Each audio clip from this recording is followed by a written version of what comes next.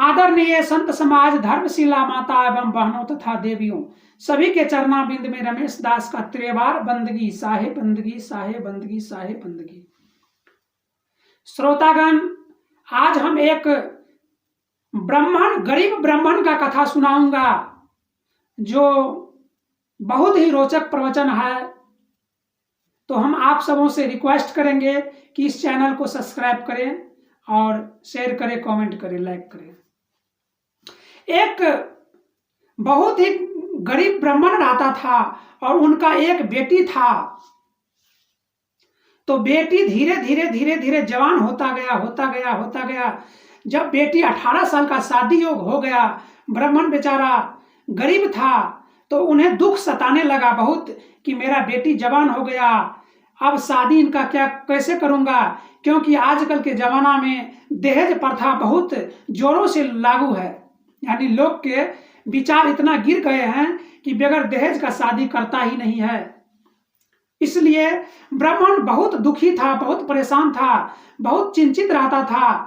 तो एक दिन उनका बेटी ने अपने पिता ब्राह्मण से पूछा, पिताजी आप इतना टेंशन में क्यों रहते हैं, इतना चिंतित क्यों रहते हैं, इतना दुखी क्यों रहते हैं?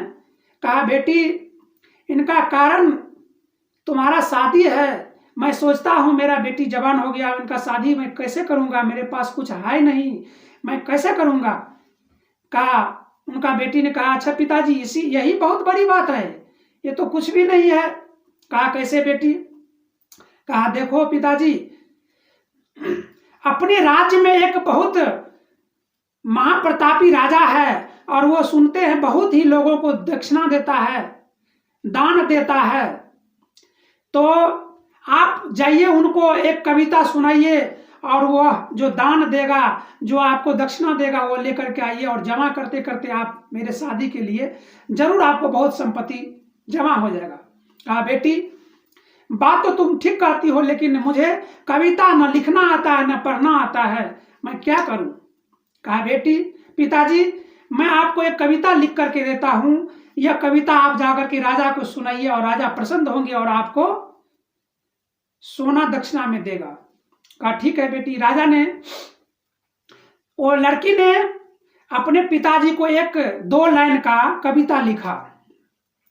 तो कविता में लिखा, तुरंत का दान महाकल्याण, यह लिख करके अपने पिताजी ब्राह्मण को दे दिया। ब्राह्मण आकर के राजा की सभा लगा हुआ था, वहां पर अनेकों कवि अपना अपना कविता सुना रहा था और राजा उनको दक्षिणा दे रहा था, दान दे रहा था। तो वह ब्राह्मण ने भी गया राजा के सामने और कहा, राजन मैं आपको एक कविता सुनाना चाहता हूँ। कहा, ठीक है आप सुनाइए ब्राह्मण देवता, आपका कविता मैं जरूर सुनूंगा। तो ब्राह्मण ने राजा को कहा, तुरंत का दान महाकल्याण, तुरंत का दान महाकल्याण। राजा यह सुन करके बहुत प्रसन्न हुआ और 5 तोला सोना वह ब्राह्मण को दिया। ब्राह्मण बहुत खुश हुआ, वहां से वह सोना लेकर के अपने घर आया। उनका बेटी कहा, क्या पिताजी मिला दक्षिणा? कहा, हाँ बेटी बहुत दक्षिणा मिला, आज 5 किलो सोना मुझे दान में मिला है, मैंने एक कविता सुनाया राजा को। राजा बहुत प्रसन्न हुआ। कहा, ठीक है पिताजी। फिर वह दिन बीत गया। फिर दूसरे दिन भी बेटी ने कहा, पिताजी आज फिर जाइए और कविता सुनाइए। कहा, बेटी आज कौन सा कविता है? कहा, पिताजी वही कविता आप दोबारा फिर सुनाइए और आपको फिर दक्षिणा मिलेगा। जब ब्राह्मण वह कविता लेकर के फिर पहुंचा तो राजा का सभा लगा हुआ था, वहां पर जाकर ब्राह्मण बोला, तुरंत का दान महाकल्याण। राजा खुश हुआ और फिर 5 तोला सोना दान में वो ब्राह्मण को दिया। ब्राह्मण लेकर के खुशी खुशी आया घर। तो श्रोतागण, वहां पर और बाकी कवि जो था, बहुत सारे कवि था सुनाने वाला, लेकिन किसी को थोड़ा सा दक्षिणा देता था राजा, किसी को 1000-2000 रुपया दे दिया। तो सभी कवि जो था, सभी कवि को सुन करके जलन हो गया कि ये ब्राह्मण आता है, एक ही लाइन का आता है, तुरंत का दान महाकल्याण, और राजा खुश होकर उसको 5 किलो सोना दे देता है और अपना लोग को जो है कुछ नहीं देता है। यानी सभी कवि जो है जलने लगा और सभी मीटिंग किया कि देखो आजकल के दुनिया के अंदर में ऐसे ऐसे लोग हैं जो अपना उन्नति करने के लिए नहीं सोचते हैं और दूसरे जो उन्नति कर रहा है उनको देख करके उसको जलन होता है। दुनिया ऐसा है कि भगवान से लोग यह नहीं मांगता कि हे प्रभु मुझे धन संपत्ति बढ़े, और जो पड़ोसी को धन संपत्ति बढ़ता है उनको देख करके दुनिया के लोग जलते हैं। ऐसे ही लोग इस दुनिया के अंदर में है। अगर किसी पड़ोसी को गाड़ी हो गया तो सोचेगा कि ओ इनका गाड़ी एक्सीडेंट हो जाए, ये नहीं कहेगा प्रभु मुझे भी एक गाड़ी हो जाए। नहीं, दूसरे को देख करके दुनिया के लोग जलन करते हैं, जलते हैं, ईर्ष्या करते हैं, द्वेष करते हैं। श्रोतागण, ठीक इसी प्रकार राजा के सभा में जितना कवि बैठे हुए थे, जितना पंडित बैठे हुए थे, सब विचार किया कि देखो राजा इनको एक ही शब्द कहता है तुरंत का दान महाकल्याण, तो उनको 5 किलो सोना देता है और अपना लोग को कुछ नहीं देता है। इसलिए इन पंडित को, ब्राह्मण को फंसा दो ऐसे जाल में जो इनका प्राण फांसी पर चढ़ जाए। कहा ठीक है। सभी कवि ने विचार किया और राजा के पास पहुंचा। कहा राजा साहब, वो ब्राह्मण आता है और वह कहता है तुरंत का दान महाकल्याण, इनका अर्थ क्या हुआ? इनका अर्थ क्या होता है यह हम लोग जानना चाहते हैं। राजा कहा ठीक है, अब आएगा तो उनको पूछेंगे कि इसका अर्थ क्या होता है। अब सब कवि मन ही मन खुश हुआ। कहा अब तो उनको अर्थ का मालूम नहीं है और उनको राजा जरूर फांसी पर चढ़ा देंगे। सभी कवि खुश हो गए। श्रोतागण, तीसरा दिन जब ब्राह्मण आया तो राजा के आगे कहता है तुरंत का दान महाकल्याण। राजा ने कहा इनका अर्थ क्या हुआ? कहा देखिए यह कविता मैंने नहीं लिखा है, मेरा बेटी ने लिखा है और इनका अर्थ उन्हीं को पता है। मैं कल आकर के आपको राजा साहब बताऊंगा। अब तो जो दूसरे कवि थे उनको और खुशी हुआ कि अब इनको लगता है समस्या पड़ गया है, अब इनको फांसी पर राजा चढ़ा देगा, कल नहीं सुनाएगा इसका अर्थ। तो पंडित जी वहां से ब्राह्मण घर आए बहुत ही टेंशन में, दुखी में कि इनका अर्थ क्या हो सकता है। तो उनका बेटी ने पूछा पिताजी क्या हुआ? कहा देखो राजा ने इनका अर्थ बोला है कि इनका अर्थ क्या होता है तुरंत का दान महाकल्याण का अर्थ। तो कहा पिताजी राजन को बोल देना कि इनका अर्थ कल आपके बगीचा में एक पार्षद विमान लेकर के आएंगे और उन विमान में बैठ करके तुम जाना, वहां पर आपको इनका अर्थ समझा दिया जाएगा। कहा ठीक है। ब्राह्मण तीसरा दिन आया और राजा के सामने बोला तुरंत का दान महाकल्याण। कहा पंडित जी इनका अर्थ क्या हुआ? कहा देखिए आपके बगीचा में 4 बजे पार्षद विमान लेकर के आएंगे और वह विमान में आपको बैठ के जाना है और उनका तुरंत दान महाकल्याण का अर्थ आपको मिल जाएगा। कहा ठीक है। पंडित जी को 5 तोला फिर एक राजा ने दान दे दिया सोना का। पंडित जी वहां से ब्राह्मण खुश होकर के चले गए अपने घर। 4 बजा राजा अपने बगीचा में जाते हैं, वहां पार्षद विमान लेकर के आते हैं और राजा को बोलते हैं बैठिए राजन, इसमें आपको तुरंत का दान महाकल्याण का अर्थ बताऊंगा। राजा उस विमान में बैठ जाते हैं और विमान उड़ जाता है आकाश के ओर। राजा को तो डर भी होता है कि मैंने क्या कर दिया, मैं कैसा अर्थ पूछा, अब पता नहीं ऊपर में क्या होगा, नहीं होगा, मारेगा कि क्या करेगा। राजा को ऊपर ले गया, बहुत ही ऊपर ले गया, आकाश में जा करके और विमान को रोक दिया और राजा को वहां पे उतार दिया।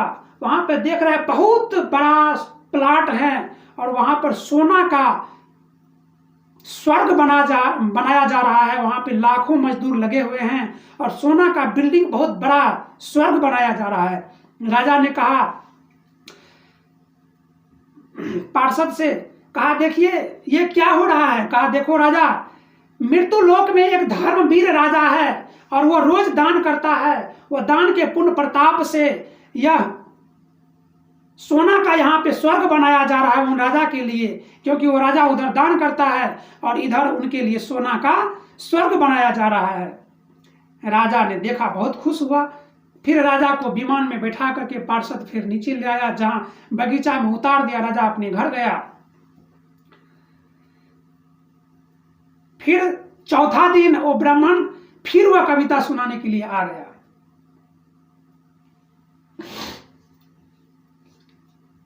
तो कहा तुरंत का दान महाकल्याण।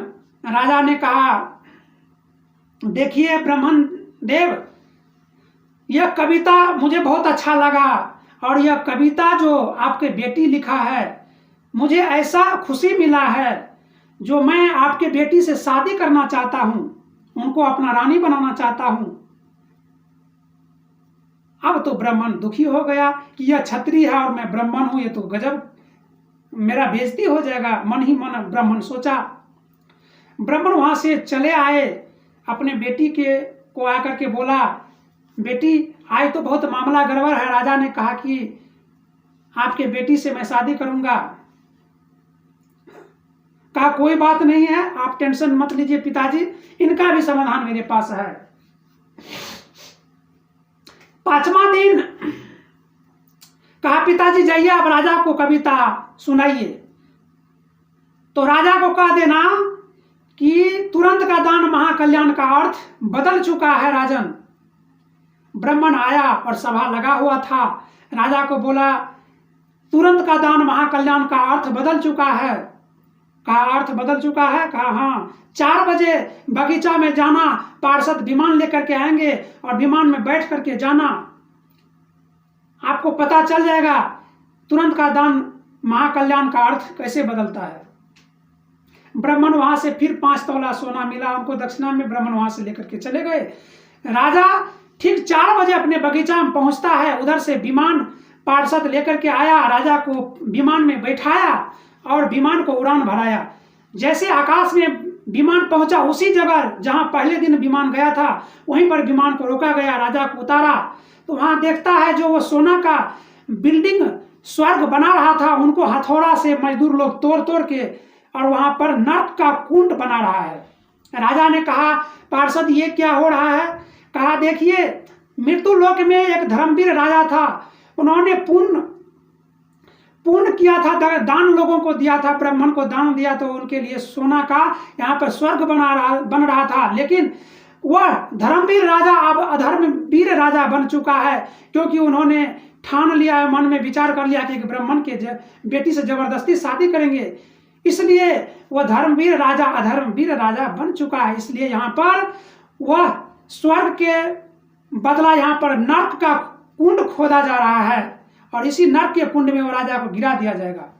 राजा तो डर गए, राजा को फिर वहां विमान में बैठाया और वहां से रिटर्न आया बगीचा में, विमान से नीचे राजा को उतार दिया, राजा अपने घर आया और राजा को तो टेंशन हो गया, ये क्या हो गया, तुरंत का दान महाकल्याण में तो चेंजिंग हो गया।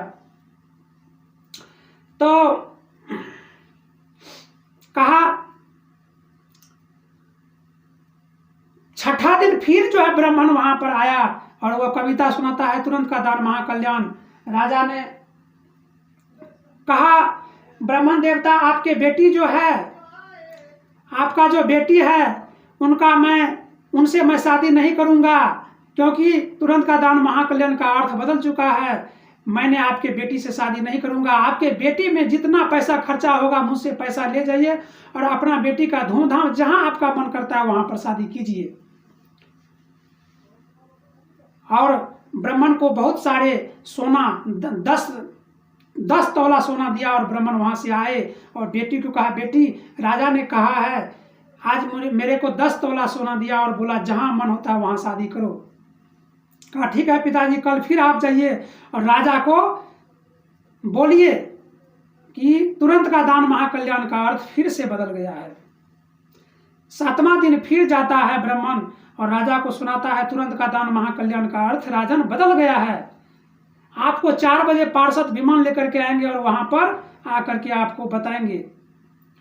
फिर राजा 4 बजे जो है वहां पर गया और पार्षद विमान लेकर के आए और राजा को बैठा करके उसी जगह ले गया जहां नर्क कुंड खोदा जा रहा था आसमान में। वहां पर राजा ने देखा कि वहां पर लाखों मजदूर सोना का फिर से वहां पर स्वर्ग बनाया जा रहा है। तो पार्षद से राजा ने पूछा यहाँ क्या हो रहा है? कहा यहाँ पर अधर्मवीर राजा जो था, धर्म के रास्ते पर चलने के लिए तैयार था, वह फिर से धर्मवीर राजा बन गया है, इसलिए यहाँ पर नर्क कुंड नहीं, यहाँ पर फिर से स्वर्ग का निर्माण हो रहा है। लाखों मजदूर सोना का फिर स्वर्ग वहां पे बना रहा है। इसलिए धर्मवीर राजा अब फिर से अधर्मवीर बन गया है। श्रोतागण, इसलिए मनुष्य को मन में भी गलत विचार नहीं करना चाहिए। गलत विचार भी मनुष्य को बहुत बड़ा समस्या खड़ा कर सकता है। इसलिए मनुष्य को कभी भी गलत विचार डिसीजन नहीं लेना चाहिए, मन में गलत विचार नहीं आना चाहिए। यह कथा जिनको अच्छा लगे इस चैनल को सब्सक्राइब करें, लाइक करें, शेयर करें, कमेंट करें। साहे बंदगी, साहे बंदगी, साहे बंदगी।